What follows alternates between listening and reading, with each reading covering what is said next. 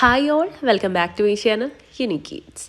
ഇന്ന് ഞാൻ വന്നിട്ടുള്ളത് യൂട്യൂബിൽ കുറച്ച് ദിവസമായിട്ട് വൈറലായിട്ടുള്ള ഒരു പൂരിയുടെ റെസിപ്പി ആയിട്ടാണ് കേട്ടോ. ഈ പൂരി നമുക്ക് വറുക്കാൻ വേണ്ടിയിട്ട് എണ്ണയുടെ ആവശ്യം ഒട്ടുമില്ല എന്നുള്ളൊരു വീഡിയോ കണ്ടിട്ടുണ്ടായിരുന്നു. അത് കണ്ട സമയത്ത് എനിക്ക് ഒരുപാട് ഡൗട്ട് ഉണ്ടായിരുന്നു കേട്ടോ.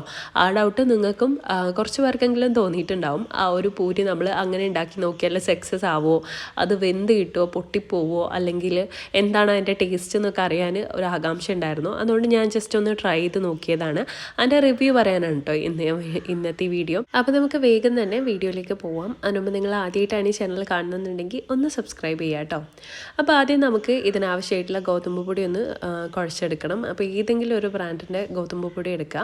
ഞാനിവിടെ എടുത്തേക്കുന്നത് 1 കപ്പ് അളവിലാണ്. ഈ ഒരു കപ്പ് അളവിലോട്ട് ഒരു 1/2 ടീസ്പൂൺ അളവിൽ ഉപ്പും കൂടെ ചേർത്തിട്ട് പാകത്തിനുള്ള വെള്ളം കൂടെ ഒഴിച്ചു കൊടുക്കുക. ഏകദേശം ഒരു 1/4 കപ്പ് പിന്നെ ഒരു ടേബിൾ സ്പൂണൊക്കെ മതി ഇന്ന് കുഴച്ചെടുക്കാൻ വേണ്ടിയിട്ട്. ചെറു ചൂടുള്ള വെള്ളമാണ് കേട്ടോ എടുത്തിട്ടുള്ളത്. അത് കുറച്ചായിട്ട് ഒഴിച്ചു കൊടുത്തിട്ട് നമ്മൾ സാധാരണ ചപ്പാത്തി മാവ് പരത്തുന്ന പോലെ തന്നെ കുഴച്ചെടുക്കുന്ന പോലെ തന്നെ ഒന്ന് കുഴച്ചെടുക്കുക. വേറെ വ്യത്യാസമൊന്നുമില്ല.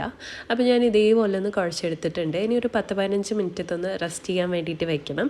ആ ഒരു സമയം കൊണ്ട് ഇതിലോട്ടൊരു ഫില്ലിങ് റെഡിയാക്കാം. അപ്പോൾ നിങ്ങൾക്ക് മധുരമുള്ള ഫില്ലിംഗ് ആണോ അങ്ങനെ ചെയ്യാം. ഞാനിവിടെ കുറച്ചൊരു സ്പൈസി ആയിട്ടുള്ള ഫില്ലിംഗ് ആണ് കേട്ടോ ചെയ്തിട്ടുള്ളത്. അതിനായിട്ട് ഒരു പാൻ അടുപ്പത്ത് വെച്ച് അതിലോട്ട് 1 ടേബിൾ സ്പൂൺ അളവിൽ വെളിച്ചെണ്ണയും ഒരു 1/2 ടീസ്പൂൺ അളവിൽ ജിഞ്ചർ ഗാർലിക് പേസ്റ്റും കൂടെ ചേർത്ത് നന്നായിട്ടൊന്ന് വഴറ്റി കൊടുത്തതിന് ശേഷം ഒരു മീഡിയം സൈസുള്ള ഉള്ളി കൂടെ ചേർത്ത് അതിലോട്ടൊരു 1/2 ടീസ്പൂൺ അളവിൽ ഉപ്പും കൂടെ ചേർത്ത് കൊടുത്തിട്ട് നന്നായിട്ടൊന്ന് വഴറ്റിയെടുത്തിട്ടുണ്ട്. ഉള്ളി നന്നായിട്ട് വന്നതിന് ശേഷം അതിലോട്ട് മസാലപ്പൊടികളൊക്കെ ചേർക്കാം. 1/2 ടീസ്പൂൺ അളവിൽ കുരുമുളക് പൊടി, 1/2 ടീസ്പൂൺ അളവിൽ മുളക് പൊടി, 1/4 ടീസ്പൂൺ അളവിൽ മഞ്ഞൾപ്പൊടി, കുറച്ച് ഗരം മസാലപ്പൊടിയും കൂടെ ചേർത്ത് ഒന്നും കൂടെ നന്നായിട്ട് മിക്സ് ചെയ്തതിന് ശേഷം വേവിച്ച് വെച്ചുള്ള കുറച്ച് ചിക്കനും കൂടെ ചേർത്ത് കഴിഞ്ഞാൽ നമ്മുടെ ഫില്ലിങ് റെഡി ആയിട്ടോ. അപ്പോൾ ഞാൻ പറഞ്ഞ പോലെ നിങ്ങൾക്ക് മധുരമുള്ള എന്തെങ്കിലും വേണമെന്നുണ്ടെങ്കിൽ അങ്ങനെ എന്തെങ്കിലും ചേർത്ത് കൊടുക്കാം. അപ്പോൾ നിങ്ങളുടെ ഇഷ്ടത്തിനനുസരിച്ച് ഫില്ലിങ് ചെയ്യുക. കാരണം ഇതിൽ മെയിനായിട്ട് ഇതിൻ്റെ ടേസ്റ്റ് വരുന്നത് ഫില്ലിംഗ് ആണ്. അപ്പോൾ ഈ ഒരു ഫില്ലിങ് ഇവിടെ ഇരുന്ന് ചൂടാറിക്കോട്ടെ. ഇനി നമുക്ക് ചപ്പാത്തിക്കുള്ള ഒരു മാവുണ്ടല്ലോ, അത് കുഞ്ഞു കുഞ്ഞു ബോൾസ് ആക്കിയിട്ടൊന്ന് പരത്തിയിട്ട് എടുക്കണം. ഇതേപോലെ ഒരു ചെറിയൊരു നാരങ്ങ വലുപ്പത്തിൽ ഒരു ബോൾസ് ആക്കിയിട്ട് എടുത്താൽ മതി കേട്ടോ.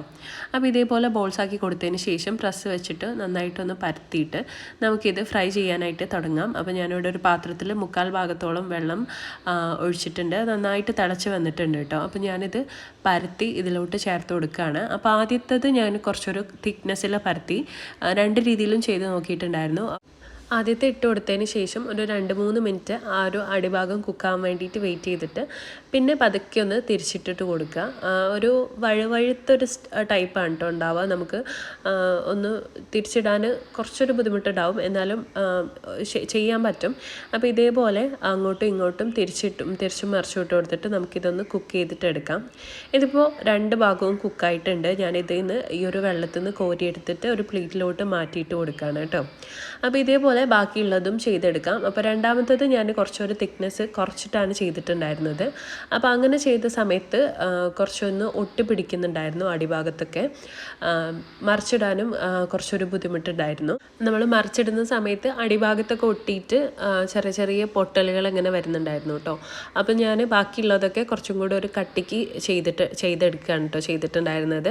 അപ്പോൾ ലാസ്റ്റ് ആയപ്പോഴേക്കും ഒരു 2 എണ്ണമൊക്കെ ബാലൻസ് ഉണ്ടായിരുന്നുള്ളൂ. ഒരു 4 എണ്ണമൊക്കെ ഞാൻ ഉണ്ടാക്കി. 5-മത്തൊക്കെ ഉണ്ടാക്കിയപ്പോഴേക്കും നല്ല പോലെ അടിയിൽ പിടിച്ചു, ഒട്ടും തിരിച്ചിടാൻ പറ്റാണ്ടായി. അപ്പോൾ ഞാൻ ഇതേപോലെ പാത്രം കണ്ടില്ലേ, പാത്രത്തിൻ്റെ അടിഭാഗത്തൊക്കെ നല്ലപോലെ ഇങ്ങനെ ഒട്ടിപ്പിടിക്കാൻ തുടങ്ങിയപ്പോൾ ഞാൻ അവിടെ സ്റ്റോപ്പ് ചെയ്തതാണ് കേട്ടോ. അപ്പോൾ ഈ ഒരു പൂരി വെച്ചിട്ട് ഞാൻ ഈ ഫില്ലിങ്ങും കൂടെ നിങ്ങൾക്ക് റോൾ ചെയ്തൊന്ന് കാണിച്ചു തരാം.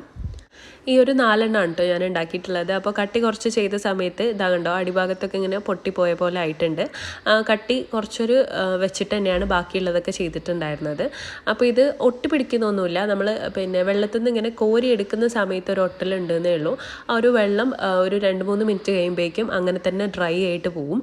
പക്ഷേ ഇത് കണ്ടില്ല, നമ്മൾ ചപ്പാത്തിയൊക്കെ പോലെയല്ല, കുറച്ചൊരു ജെല്ലിയൊക്കെ പോലെ അങ്ങനെയൊക്കെ തോന്നി എനിക്ക് ഇത് കണ്ട സമയത്ത്. നമ്മൾ സാധാരണ ആവിയൊക്കെ കയറ്റിയിട്ട് എന്തെങ്കിലുമൊക്കെ ഉണ്ടാക്കുകയെന്നുണ്ടെങ്കിൽ ആ ഒരു ടെക്സ്ചറാണ് ഈ ഒരു സാധനത്തിന് ഉണ്ടായിരുന്നത്.